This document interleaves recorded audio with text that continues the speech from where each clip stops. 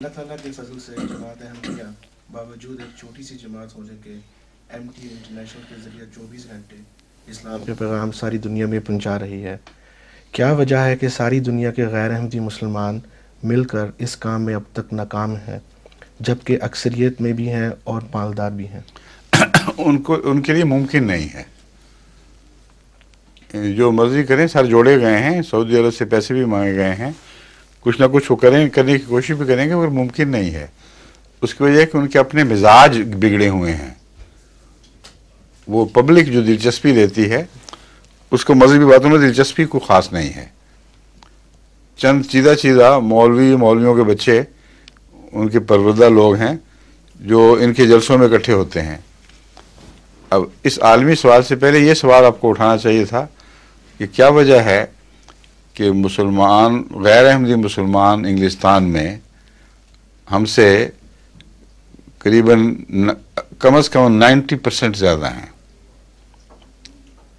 اور ہم اگر 10% ہیں، یہ بھی ایک کھلا اندازہ ہے، مگر ہو سکتا ہے کل مسلمانوں کی آبادی کے یہاں ہم 5% ہوں۔ تو اس کے بعد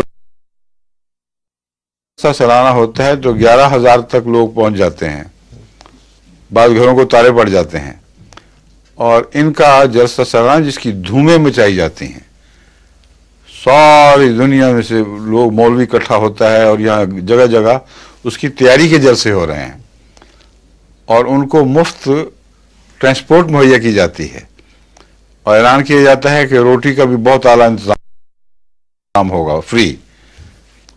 اگر فری نہیں تو کہتے ہیں معمولی خرچ کے اوپر تمہیں خرید لو گے تم، اور اچھا انتظام ہوگا۔ اور وہاں جا کے دیکھو تو عام جلسوں میں 400-500، یہ بھی قائد رہے ہیں، گنتیاں کرواتے رہے ہیں، عام جلسوں میں 400-500 سے زیادہ حاضری نہیں رہی۔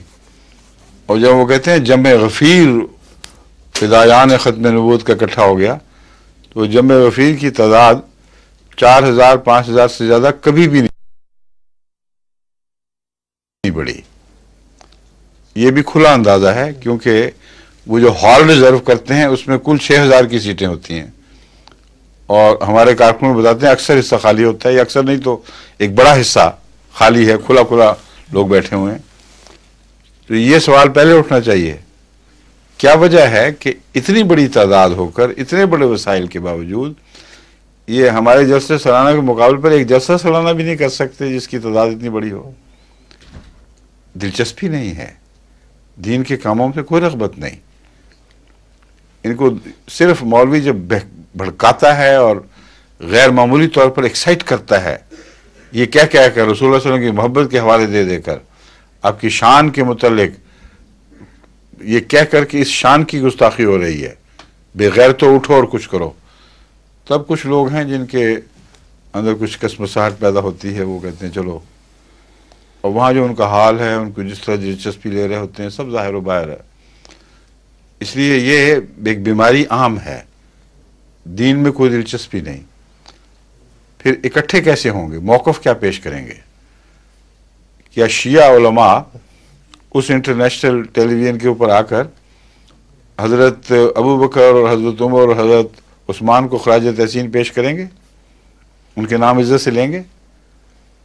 کیا یہ شیعہ ائمہ کو تسلیم کر کے ان کے اس مسلک کو مانیں گے کہ فی الحقیقت نعوذ باللہ حضرت ابو بکر اور عمر اور عثمان یہ تو خلافت کے ڈاکہ ڈالنے والے تھے، جو شیعہ کہتے ہیں؟ انہوں نے ایک جھوٹی اصطلاح بنائی مسیح موعود کو، نبوت کا ڈاکو۔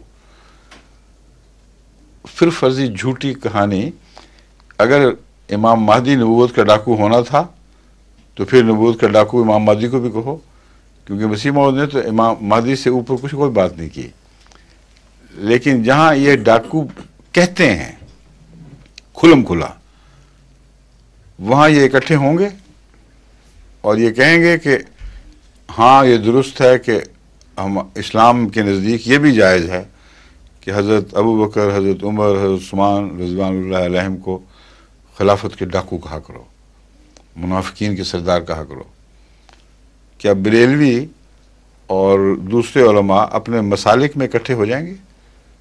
کیا مسلک پیش کریں گے دنیا کے سامنے؟ ہم تو اپنے ٹیلی ویژن پہ ایک ایک کا مسئلہ کھولتے ہیں اور بتاتے ہیں، اس کا جواب کیا دیں گے؟ سوائے گندے حملوں کے ان کے پاس ہے ہی کچھ نہیں۔ حضرت مسیح علیہ السلام پر، آپ کے کردار پر، آپ کے کتب میں تضاد کے حوالے ڈھونڈ ڈھونڈ کے جو نہیں ہیں وہ یہ بنا لیتے ہیں۔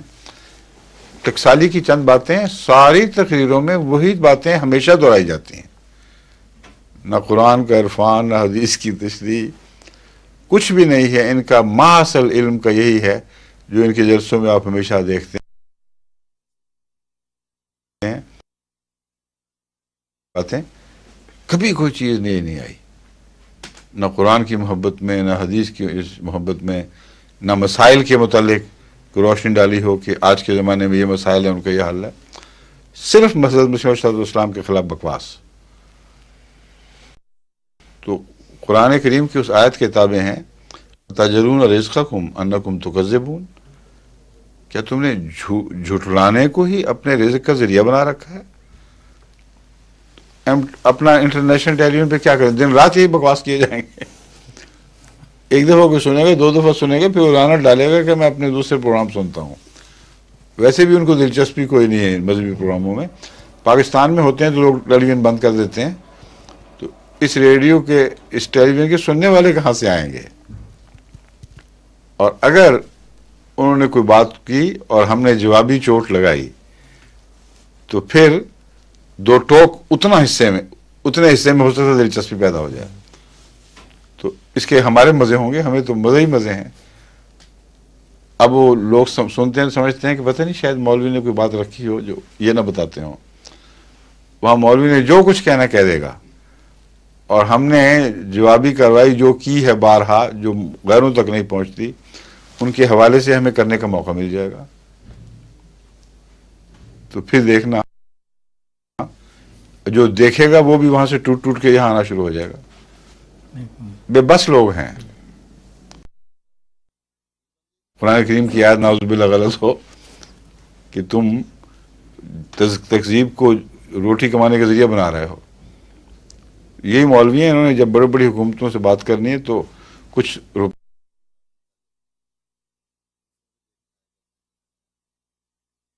اختیار ڈھونڈیں گے، کچھ چاہیں گے کہ کچھ ملے، ہر ایک کی پیش ہونے کی اور پروگرام پہ،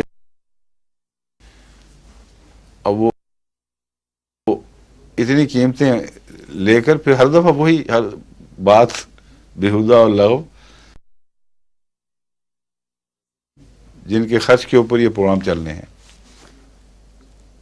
قرآن و حدیث کے مسائل کتنی دفعہ بیان کریں گے؟ یہ وہی ٹکسالی کی ہر دفعہ وضو اس طرح کرو، ہر روز یہی بتایا کریں گے کہ وضو اس طرح کیا کرو۔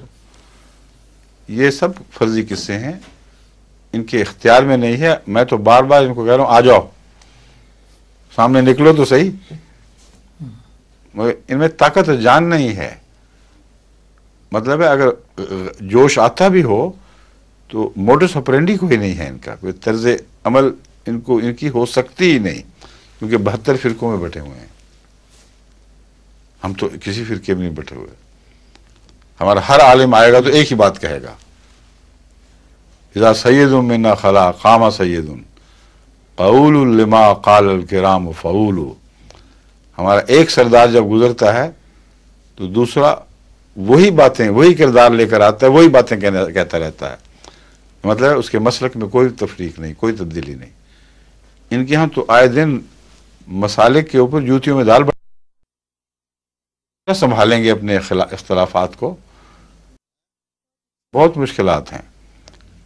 یہاں جو آپ نے جلسے دیکھے ہوئے ان کے کبھی اجتماع، عجیب و غریب 12 گھنٹے 16 گھنٹے کے پروگرام جو شروع ہوتے ہیں بعض دفعہ 6 گھنٹے لیٹ، بعض دفعہ 8 گھنٹے لیٹ۔ صبح 10 بجے سے شروع ہونا ہے تو رات 10-11 بجے شروع ہوگا، یا بہت جلدی ہو جائے تو 5-6 بجے شروع ہو جائے گا، پھر ساری رات بولتے ہیں، اور پھر آپس میں لڑائیاں کہ مجھے تھوڑا وقت دیا، تمہیں تھوڑا وقت دیا، اس کو زیادہ وقت مل گیا، اور چھینا جھپٹیاں اور سٹیجوں پر قبضے۔ تو میں کہتا ہوں آئیں اور ساری دنیا کو تماشا دکھائیں،